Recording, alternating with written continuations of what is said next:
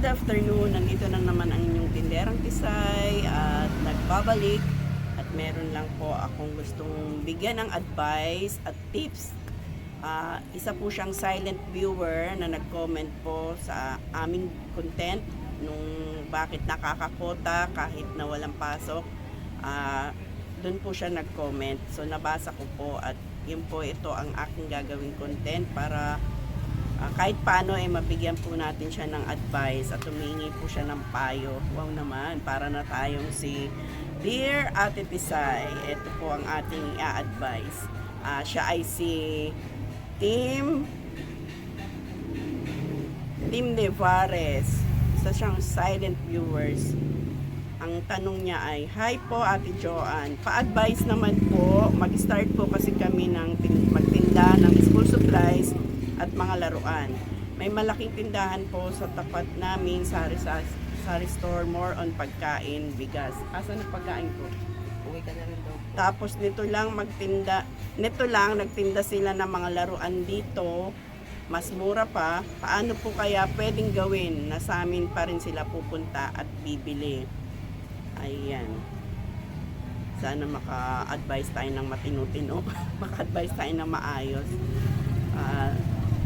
Sana mapanood mo rin itong vlog na ito para kahit paano maka-inspired pa rin sa'yo. Ayun na nga, gaya ng sinabi mo na plano mo magtinda ng school supplies at mga laruan, i-push mo yan, te. Kasi ang school supplies talaga napakabili po. Kahit walang pasok, syempre may mga project ang mga estudyante, kaya mabili yan. Ang hindi mo lang nasabi sa akin, kaya hindi ko alam kung ang tindahan mo ba ay kagaya ba ng tindahan namin na open, nakakapasok yung customer. At yung sa katabi mo, sigurado naman yan hindi yan open kasi sari-sari store yan, tsaka pagkain naman pala. So kailangan, ang gagawin mo na lang, ibahin mo yung paninda mo. Ang unang-unang may advice ko sa'yo, kasi ako mag-advise lang po ako base po sa aming experience at sa nangyayari po sa aming pagnenegosyo. Kung ano lang po yung talagang nalalaman ko at kung ano po yung ginagawa namin. Kasi unang-una dito sa aming pagtitinda, talagang bago ako pumunta dito sa tindahan, pagkagising at talagang pinagdadasal ko na po na sana mas gabayan niya kami at yun nga yung mga customer papuntahin niya sa aming tindahan at ilayo niya kami sa mga customer na mga matataray at yung mga malilikutang kamay. Talagang pinagdarasal ko po yan. At yun nga, sana siya nang bahala sa mga customer na ibibigay niya sa akin, na kung ano talaga yung papasok, alam kong bigay ni Lord yan. Kaya yan po ang una natin gagawin, magdasal po tayo para i-bless yung ating hanap buhay at yung ating kalusugan. Yan ang unang-una rin natin ipagdasal. Magkano po kasama natin? At yun nga, Magkano dito? kung meron kang kakompetensya, Pagkabili natin dito? wait lang, at merong customer. Dalawa dito. Dalawa naman. Wala tayo kapag merong customer. Yan, nasa na ba ako? Ha? Ika naman. Oo Ayun naman. nga, wait lang. Ayun nga, dahil ikaw ay bago pa lang din magtitinda ng school supplies at meron ng katabi mo dyan na nagtitinda rin or maging challenge sa'yo to na kailangan kung tulad niya na bago ka pa lang mag-uumpisa, siguro mag-survey ka rin ng mga presyo dyan sa katabi mo kung kailangan mas mura ang bentahan mo. Kasi tulad dito sa akin, matagal na kami nagtitinda rito. Kami na ang pinakamatagal na nagtitinda rito. So, kaya kabisado ko na kung paano yung tamang pagpipresyo. Siguro sila yung iba dyan na gumagaya, baka sa akin nakakaalam yan ng pagpipresyo kasi nga nagbablog tayo. Minsan sinasabi ko kung magkano yung aking puhunan, kung magkano ko siya binibenta. So, ganyan magiging gagawin mo. Ang sa akin lang, mas maganda kung kompletohin mo ang iyong mga school supplies. Kung mapapanood mo yung mga latest upload namin, ay yung mga past videos namin, sinasabi ko doon kung ano yung mga fast moving na school supplies at kung ano yung mga madalas na binibili ng mga estudyante para yon ang dadamihan mo. At tungkol naman sa laruan, huwag ka matakot kung meron mas mura yun sa kanya. So, ganun din ang gawin mo. Bumili ka rin ng mga laruan na mga mura lang muna. Or kahit bumili ka ng mga mamahalin pero paunti-unti lang bawat klase. Kaya nga nung merong gumaya dito, sa tapat ko pa talaga, naglagay siya ng mga laruan. Pinuno niya ng laruan yung kanyang tindahan. Alam mo yun. Hindi naman talaga totally na kailangan. Bawat items niya siguro bulto-bulto yung binibili nila. Siguro nga marami silang pambili. So, okay lang yan.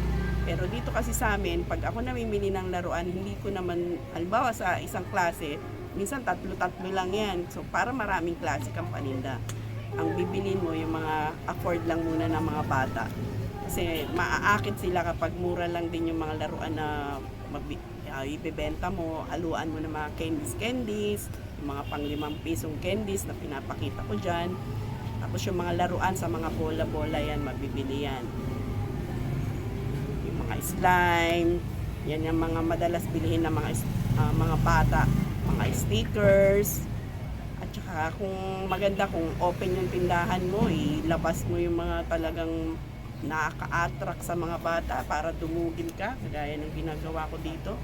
Talagang naakit sila kapag nakita nila yung, ayan, nahawakan nila yung paninda, nakikita nila ng maayos. Tapos, kumpletuhin mo, lahat ng klase magtinda ka.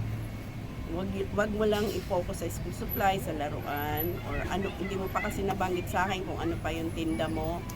Kagaya ko nga dito, meron pa akong mga electrical supply, meron akong mga basahan, meron akong mga pangkulay, kung ano-ano pa, cutex, nail polish, lahat-lahat na dito. Meron pa akong mga party needs. So, yun ang lamang ko dun sa iba ritong gumagaya sa atin. Kaya talagang kahit walang pasok dito, talagang non-stop yung mga customer namin. Dahil nga kahit anong tanong nila meron. Wag lang yung mga pang sari-sari store na mga groceries, yan, wala tayo yan. Pero gusto ko rin naman magkaroon ng ganyan. Kaya lang, hindi na namin kaya maglagay pa ng ibang paninda. Kasi sa totoo lang, pinagdaanan na rin namin yung marami kaming pwesto. Ano yan, yung iba, mga yumaman lang, yung mga tagabantay namin kasi pinagkatiwalaan namin. So ngayon nag-focus na nga lang kami sa isang pwesto. Siguro kung kukuha man kami ng isa pa, baka yun din, lalagyan din namin ng mga grocery. Gusto rin namin kumpleto.